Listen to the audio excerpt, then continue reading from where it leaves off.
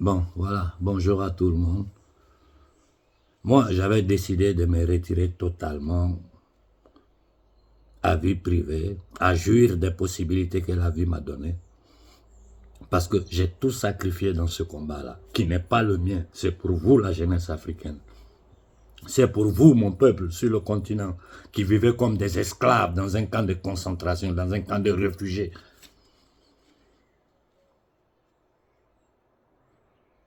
Les personnes qui ont eu la chance que moi j'ai eue dans la vie, ils n'ont pas jeté ça à l'eau simplement parce qu'ils veulent défendre un peuple.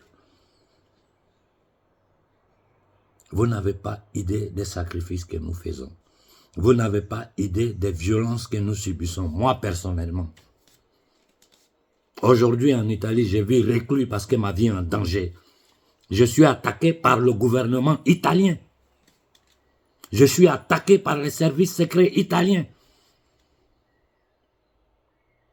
Même pour sortir, pour aller acheter du pain, je fais attention à comment je bouge.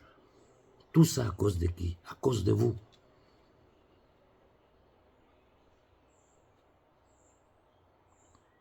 Et je regarde, je vois dans la jeunesse africaine la ferveur, les jeunes qui sont prêts, qui ont tout compris.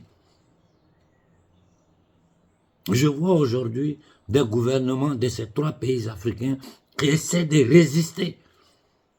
Et ces gouvernements sont attaqués sur le plan économique, ils sont attaqués par les institutions, ils sont attaqués par les terroristes, ils sont attaqués par les nègres des salons, des camps de concentration aux alentours. Et certains Africains disent non, si on se lève, ils vont nous tuer. Si on se lève, ils vont nous tuer. Mais parce que vous pensez vivre. Moi, je pose la question aux Africains sur le continent. Ce que vous faites là, vous appelez ça vie? Les conditions dans lesquelles vous êtes là, vous pensez que ça, c'est vivre? Mais ça veut dire que vous ne savez même pas ce que signifie vivre. Vous ne vivez pas. Vous ne survivez même pas.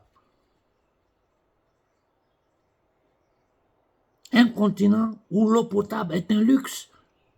Un continent où l'électricité est un luxe.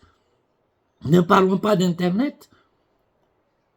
Un continent où, pour se soigner, c'est problème. Cependant, c'est le continent le plus riche du monde. C'est le continent où tout ce qui sert à l'économie mondiale pour aller en avant se trouve. Et nous, on a peur. On a peur de mourir.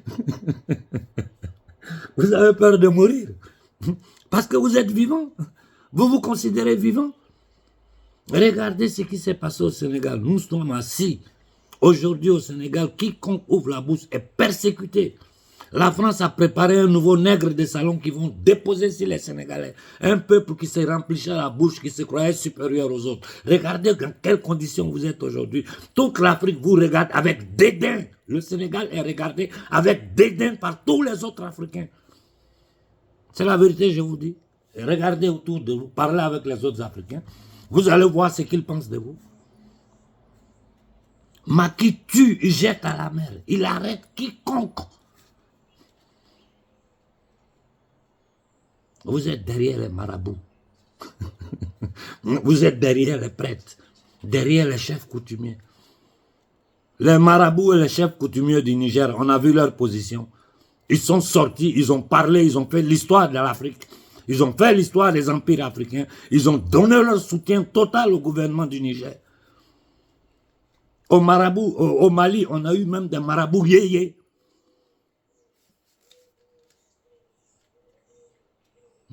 Regardez comment Ouattara et la France ont traumatisé les Ivoiriens. Ils ont traumatisé les Ivoiriens au point que les Ivoiriens ne savent même pas comment bouger. C'est la même chose qu'ils sont en train de faire au Sénégal. Quelqu'un me dit non, il faut que les militaires, puis on va se lever. Ah si, aujourd'hui là, ils ont compris qu'il y a cette possibilité que dans l'armée africaine, il y a des dignes gens qui peuvent tenter de prendre le pouvoir pour déloger ces nègres des salons. Donc ils anticipent. Regardez pour le Gabon. Le Gabon est ridicule aux yeux du monde entier. Même les Occidentaux regardent le Gabon et ils disent mais c'est pas possible parce qu'il suffit que tu leur expliques la situation du Gabon, ils se mettent à rire. Et qu'est-ce que vous faites?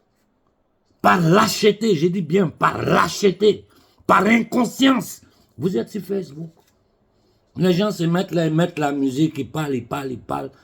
Tout ce qu'ils disent est vrai, hein? Ce n'est pas qu'ils disent, ce qu'ils disent n'est pas vrai. Ce qu'ils disent est vrai.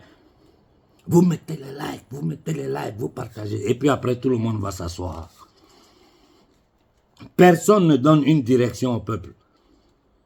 Alors qu'il n'y a que le peuple qui peut libérer l'Afrique. Il n'y a que le peuple africain qui peut libérer l'Afrique. C'est la seule chose qui peut les faire reculer. La seule chose qui peut faire reculer les Occidentaux, c'est voir le peuple d'Afrique sur pied. Regardez ce qui se passe au Bénin. Regardez ce qui se passe au Bénin. Regardez le Togo, où les gens sont dans une misère. Regardez la Côte d'Ivoire. Je vous dis, ceux qui prennent les bateaux pour entrer en Italie ici, moi j'ai les chiffres du ministère de l'Intérieur. Le plus nombreux, c'est les Ivoiriens, après les Arabes. Nos frères du Congo, dans l'Est du Congo, M23 les tue, Kagame les tue.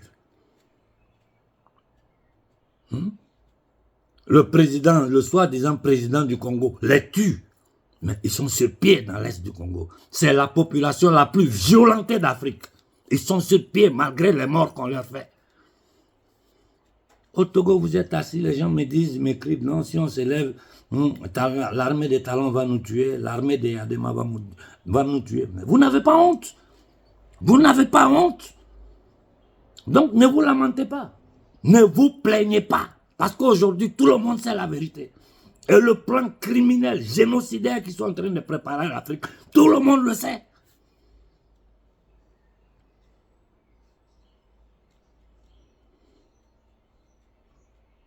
Et nous sommes là dans des bêtises, dans du n'importe quoi. Hein? Aujourd'hui, les gens se sont spécialisés dans les vidéos. Tout le monde, hein, ça dit, c'est le contour qui est important, les analyses et le contour. Après, tout le monde lance un peu de slogan, on va s'asseoir. On attend les prochains événements. Ils vont tuer au Mali, tout le monde va sortir. Ils vont tuer au Burkina, tout le monde va sortir. Ils vont tuer au Niger, tout le monde va sortir. Ils vont tuer au Tchad, au Congo, au Cameroun, tout le monde va sortir. On va analyser les belles vidéos avec des montages, des trucs. Les gens sont là, like. Et puis après, tout le monde s'assoit, on attend. On met tout sur la tête de Ibé, on met tout sur la tête de Koïta, on met tout sur la tête de Tchani. Et les nègres de salon, les Occidentaux les font voyager dans le monde. Ils bavardent, ils racontent des bêtises aux populations occidentales pour légitimer, ils vont légitimer les négriers aux Occidentaux devant leur peuple pour pouvoir nous attaquer.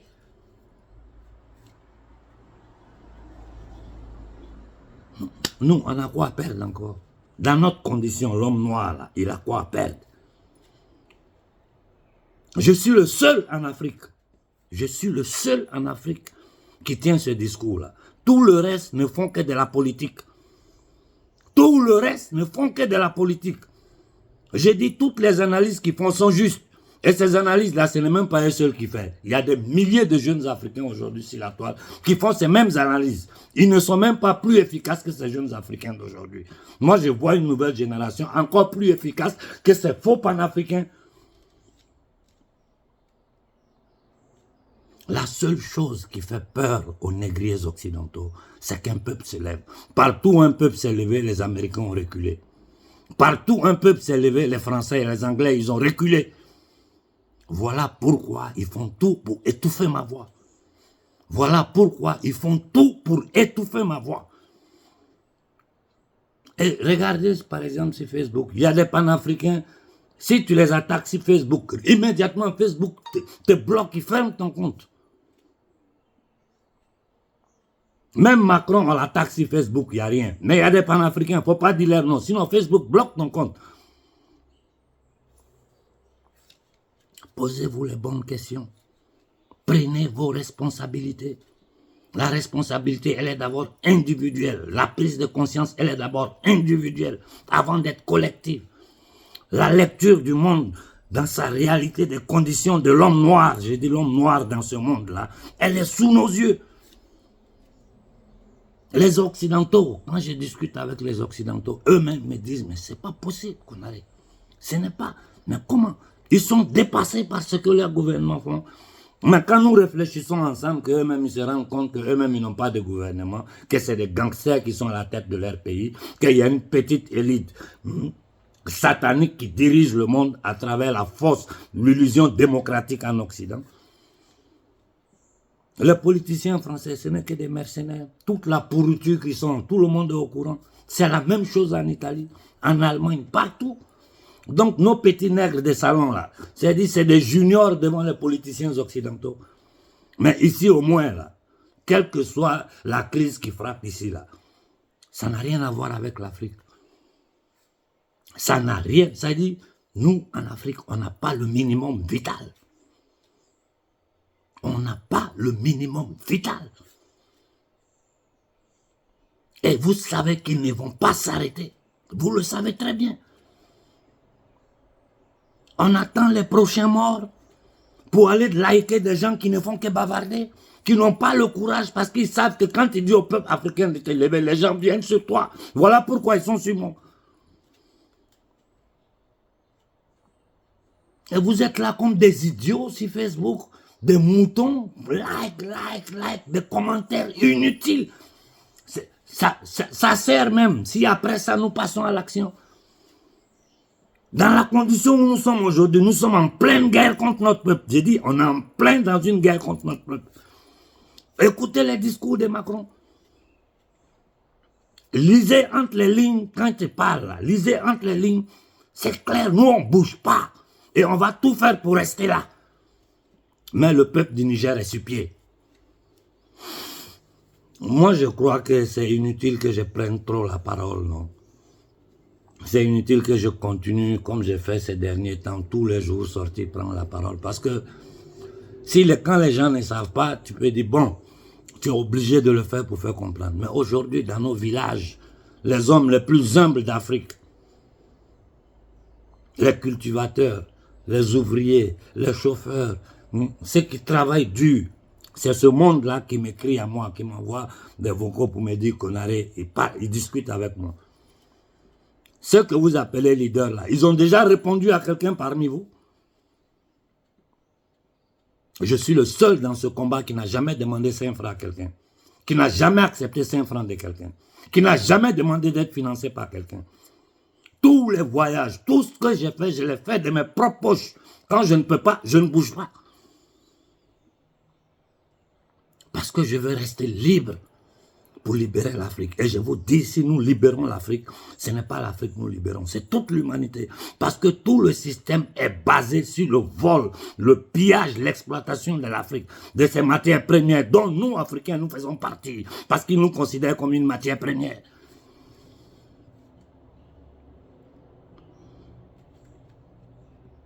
Au Togo, au Bénin, vous n'avez pas honte. Vous n'avez pas honte. Talon fait débarquer des armes sur votre territoire, vous êtes là, personne ne bouge. Au Togo, ce que vous êtes en train de subir, la pauvreté que vous subissez, personne ne bouge. Les Sénégalais, je ne parle même pas d'eux, ils sont humiliés aux yeux de l'Afrique, pas seulement de l'Afrique, du monde entier. La grandeur sénégalaise qui nous balançait depuis des décennies, c'est où? C'est où? Où sont les prêtres, les marabouts? Où ils sont? Où sont les chefs coutumiers? Laissez un dictateur, un assassin Macky Sall, il tue les fils du Sénégal jusqu'à les gens prennent des bateaux pour fuir le Sénégal. On a tous oublié Sonko. La France a préparé son candidat pour remplacer Macky Sall. Ils ont envoyé ils sont en train de descendre les armements sur le Sénégal. Les Sénégalais sont assis là. Hein? Regardez ce que Ouattara a fait de la Côte d'Ivoire. Les Ivoiriens, au moins, ils essaient de bouger. Mais ils sont coincés parce que la France contrôle chaque mètre carré de la Côte d'Ivoire est contrôlé par la France.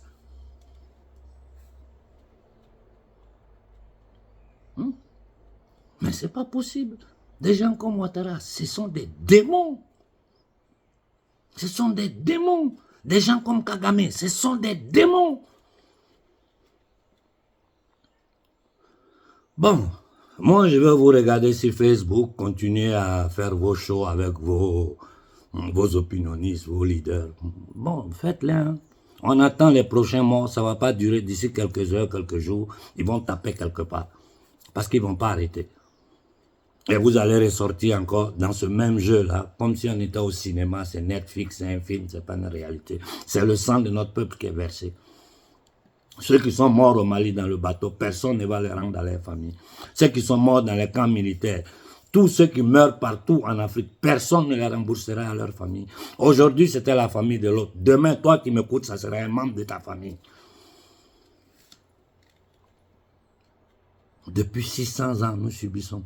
600 ans. Et nous disons que si on nous lève, ils vont nous tuer. Si on se lève, ils vont nous tuer. Parce que nous vivons. Regardez l'humiliation qu'il y a sur l'homme noir dans le monde entier.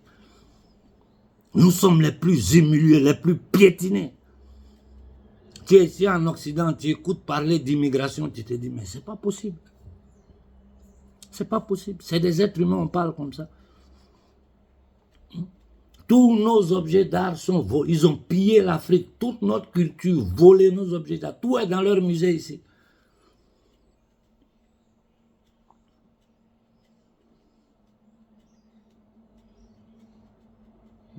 Je comprends aujourd'hui pourquoi ils ont pu déporter nos parents. Aujourd'hui, ceux qui sont dans les îles aux Amériques, c'est nos parents.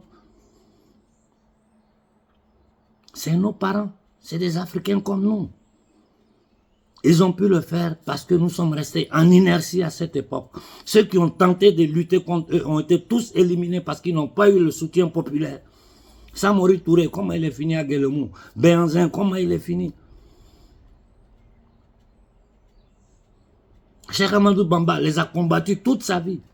Après les nouvelles générations qui sont arrivées, des Kwame Nkrumah, des Sylvanus Olympio, des Thomas Sankara, des Kadhafi, ils ont tout tué.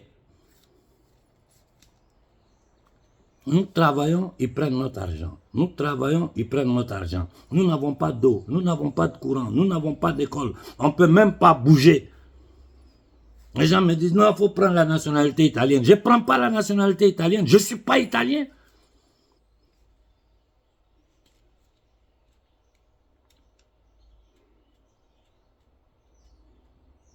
Comment? Un noir pour bouger dans le monde, il faut avoir un passeport blanc. Si tu n'as pas un passeport occidental, tu n'es pas considéré.